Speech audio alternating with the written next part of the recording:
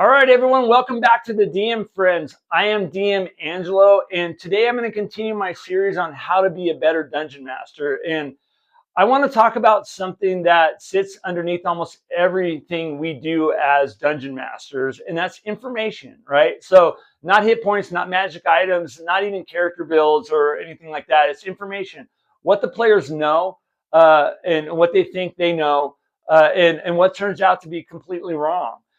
Because bad information handled correctly drives some of the best play you've ever seen at the table. All right, so let's get right into it. So information is the real currency of the game. So let's start here, guys. Players don't act on reality. They act on their understanding of reality. They choose where to go, who to trust, when to retreat, based entirely on the information that you've given them. That means you're not just running monsters and dungeons, right? You're managing flow of information. And once you understand that, your game levels up really fast. So three types of information in the campaign, right? Uh, I break information into kind of three buckets. So true information, distorted or incomplete information, false information, right? So every good campaign uses all three. Most bad campaigns actually accidentally, use only the first one, which is true information. So clues are not answers, right? So let's talk about clues for a second. So a clue is not an explanation, right? So it's not a reveal, it's not a lore dump. A clue is a fragment, right? So a footprint is symbol, a half-burned letter, a map, a rumor that overlaps another rumor.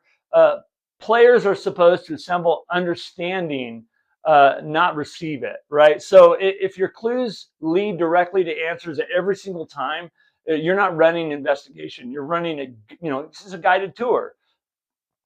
So I want to talk about the difference between player knowledge and character knowledge, right? So this is huge.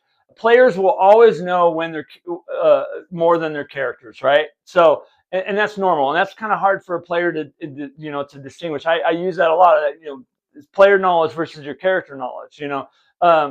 But you should be very careful about a couple things. So correcting players' assumptions too quickly, clarifying things that didn't actually verify, protecting them from acting on bad intel.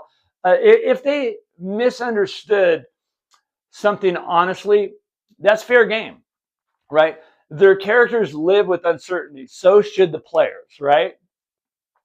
So, and misinformation is not lying to the players, right? So let's get this straight too. So misinformation is not the DM tricking the table, right? Misinformation comes from the world, right? NPCs are going to lie.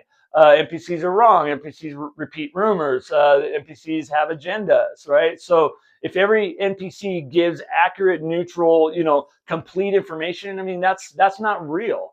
Your world's going to be dead at that point, right? That's kind of railroady. A priest will frame events one way, a mercenary another, a cultist, another. Same facts, different stories, right? So think of that in terms of how to distribute information there too. So let players draw the wrong conclusions. Like some of the best games I've had have been players going after a totally wrong thing, but it turns into an adventure, right? This is where great play happens, you guys. If players misinterpret clues or connect the wrong dots, trust the wrong source, let it ride, man. Let it totally ride. Don't jump in. Well, actually, don't fix it out of game.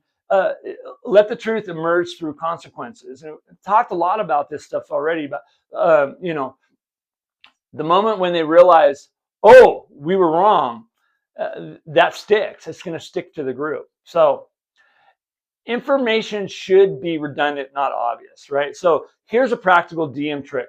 Never hide critical information behind one source, right? So instead, multiple rumors that kind of lead to something that's true, overlapping clues, different perspectives that kind of point into the same direction. Each one might be incomplete. Part of the puzzle, I guess, is what I'm trying to say. So each one is biased, maybe. Players piece it together through play, right? So it's kind of a discovery phase. That way, if they miss one thing, the game doesn't fail either. So, and if they misread it, that's still interesting, right? So bad intel, I'm going to talk about this now. Bad intel is going to create real choices, right? So here's the thing most DMs miss. Perfect information removes tension, right? Perfect information removes tension, right? If players always know how dangerous something is or what's behind every single door, or who's trustworthy, then decisions are safe, right? Bad intel forces judgment calls. So do we press on, right? Do we trust this? Do we risk it? That's old school decision making, right? So give them the opportunity to make those decisions. Don't protect your players from their own assumptions, right? This is a tough one for DMs. You want to help, you want to be fair, but if players form a belief based on incomplete info and act on it, that's not unfair play. That's the game, right? So your job isn't to ensure success. Your job is to clarify, to ensure the clarity of cause and effect, right? So I know that's a lot, but so I want to also talk about information changing over time. Like here's another layer, and I have talked about this on the rumor side, right? So here's another, so information should evolve, right? So a rumor about 6 months ago might be outdated. A clue means something different later. A false belief might become true or vice versa. Like these things are going to evolve and change over time. This makes the world feel alive. And again, you didn't write a plot, right? So you let the world respond, right? So a rumor that was 10 years ago over here, it's going to evolve later on. It might point to the same thing, but it's going to evolve in that aspect, if that makes sense. So all right, you guys. Well, I really hope this helped. Information is the key. Information is you're an information broker, and every piece of information doesn't need to be accurate. And totally true. Some of the best games are following something entirely untrue. So if you want better game play at your table, stop thinking in terms of encounters and start thinking in terms of information control. What do they know? What do they think they know? Who told them and why? Bad intel isn't the problem. Bad intel is fuel. All right, you guys, that's it for today.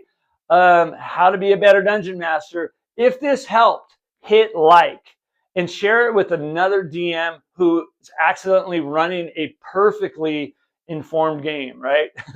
As always, keep gaming, you guys. Take care and see you all next time. Bye-bye.